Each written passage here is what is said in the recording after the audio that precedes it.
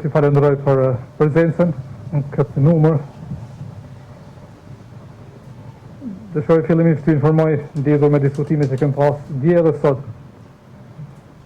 lidhur me menaxhimin e situatës me Covid.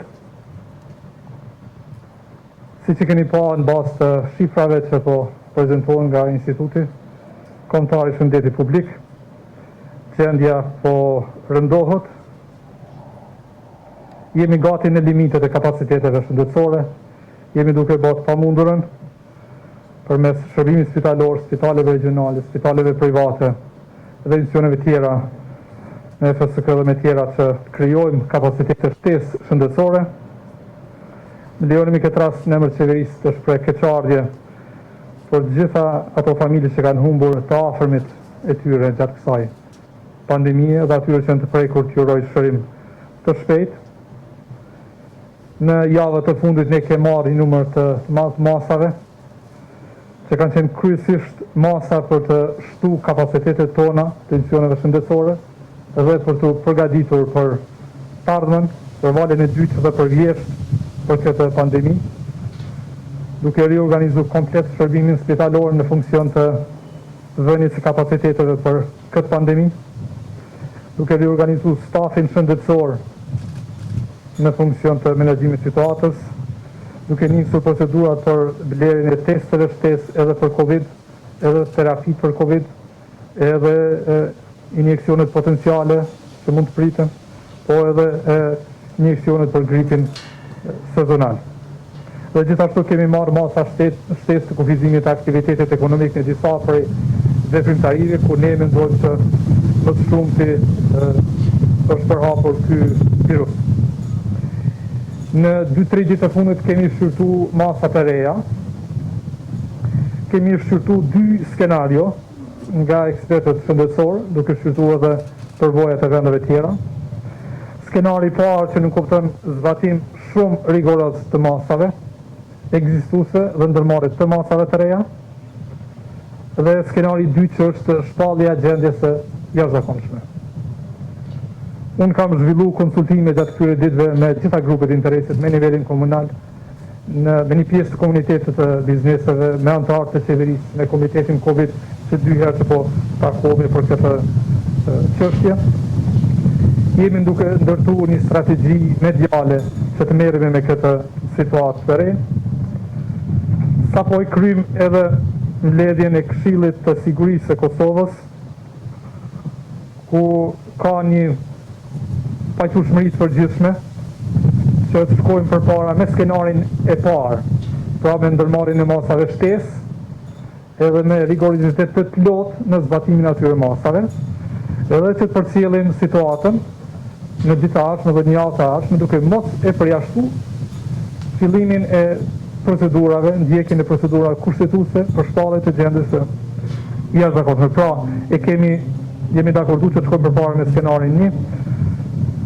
Me njerë sot do të votojmë në mbledhje qeverisë një listë të gjatë të masave shtesë të propozuar nga Instituti Kombëtar i Shëndetit Publik dhe të propozuar në qeveri nga Ministri i Shëndetësisë.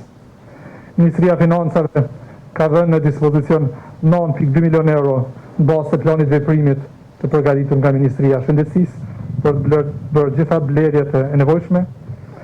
Policia është angazhuar që të përgatisë planin operativ për të bashkëpunuar me komunat edhe me inspektoratin sanitar.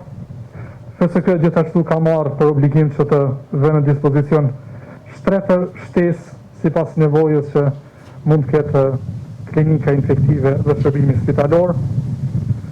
Jemi dakordu që të kujdesemi nga afër për funksionimin e rregullt të ndërmarrjeve publike gjatë kësaj periudhe, sepse është tepër e rëndësishme, dhe gjithashtu jemi dakordu që të aktivizojmë plotësisht qendrën e situatave në kuadër të Këshillit të Sigurisë.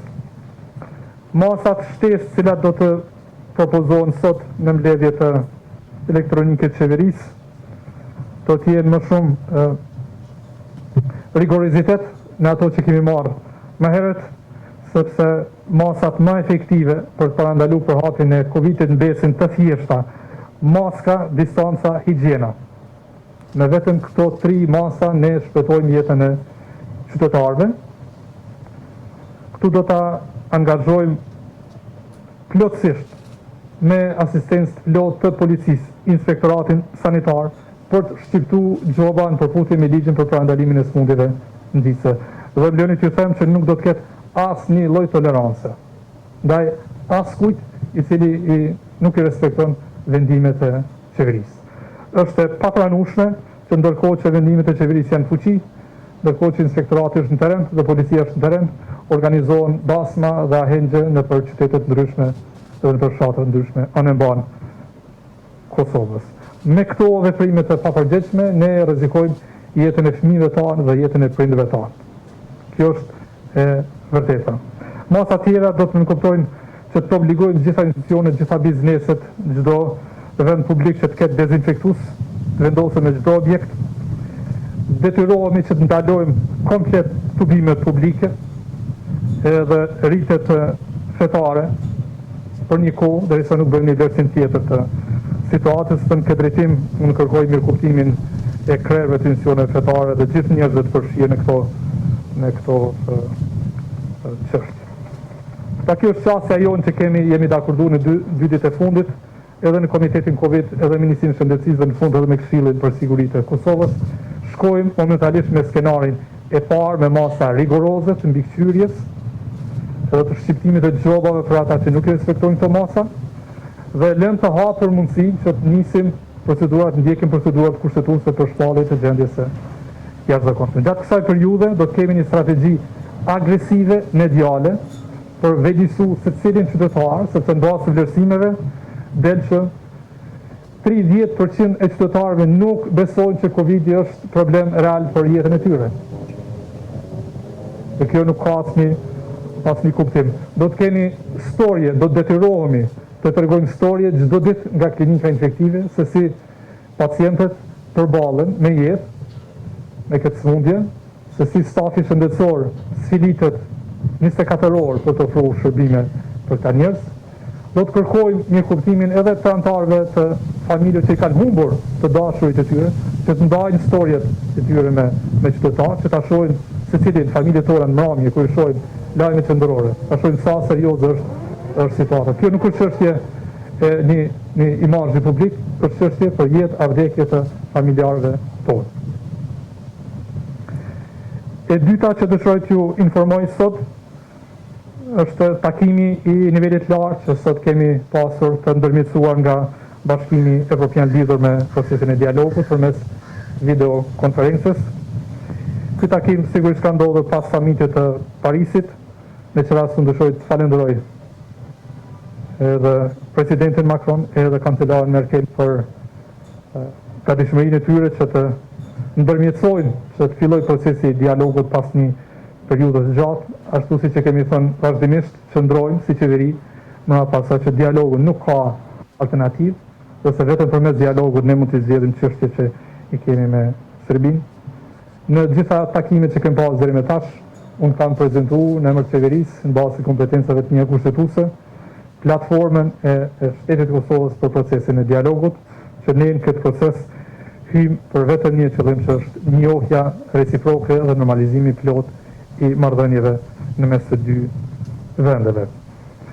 Sot kemi arritur pajtueshmëri në parim që të kemi takimin e radhës në Bruksel të hetën që vjen, që është takimi i parë pas 20 muaj shprej se është ndërprerë procesi i dialogut. Është vlerësuar edhe nga ndërmjetësit e këtij procesi që takimi ka qenë konstruktiv, duke qenë se kemi prezantuar qëndrimin tonë shtetëror dhe jemi të gatshëm të ulemi në çdo tavolinë të dialogut për të mbrojtur shtetësinë e Kosovës dhe për të kërkuar plotësisht normalizim të marrëdhënieve, i cili normalizim vjen vetëm pas njojës reciproke në mes të dy vendeve. Faleminderit për interesimin e juaj.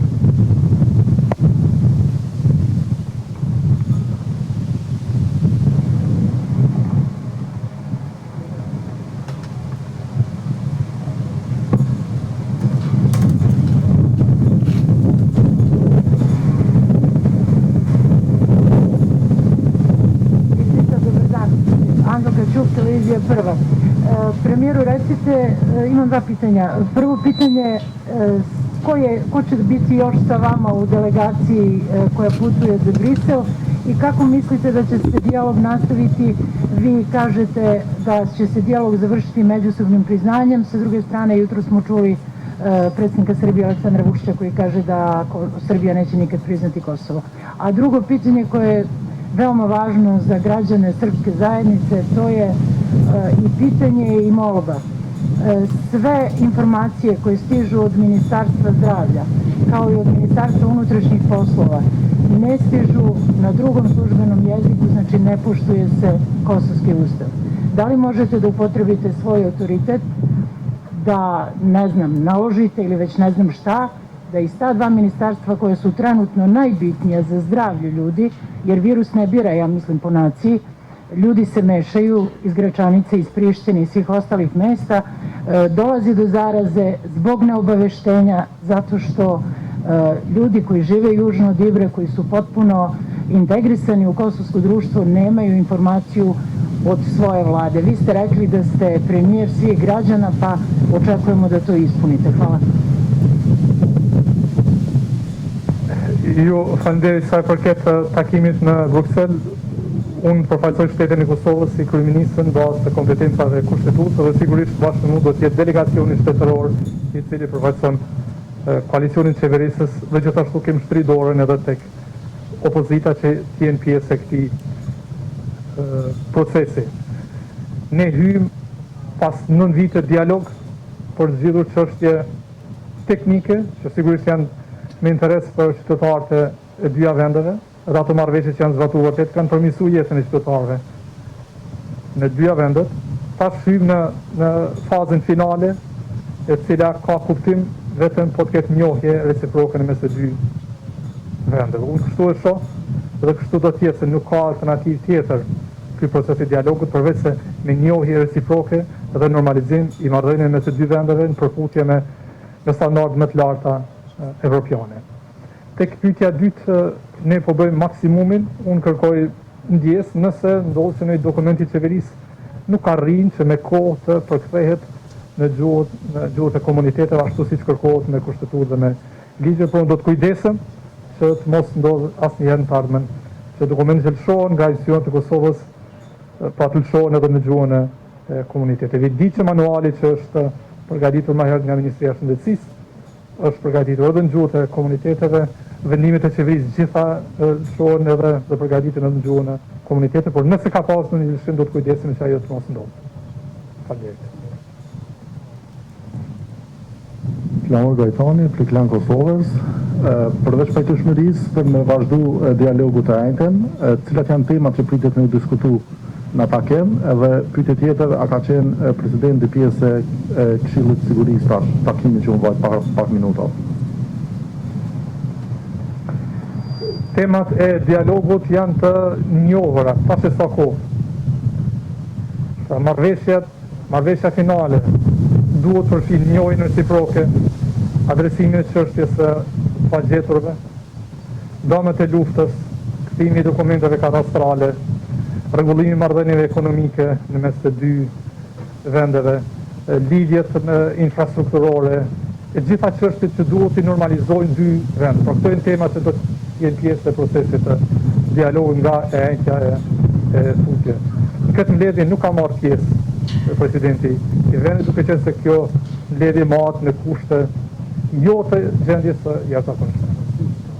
Po sigurisht në përputhje me ligjin, përfaqësuesi i presidentës ka qenë këtë mbledhje.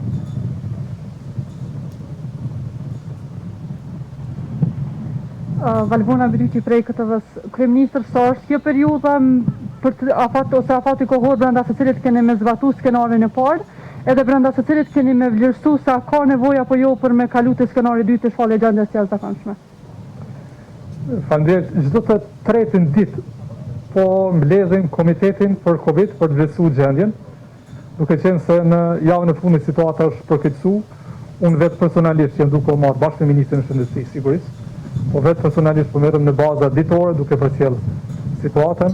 Do të mbledhim çdo të tretën ditë për të vlerësuar gjendjen. Besoj që në vikenin tjetër pra do jemi këtu përpara jush për të vlerësuar nëse duhet shkojmë drejt gjendjes së jashtëzakonshme.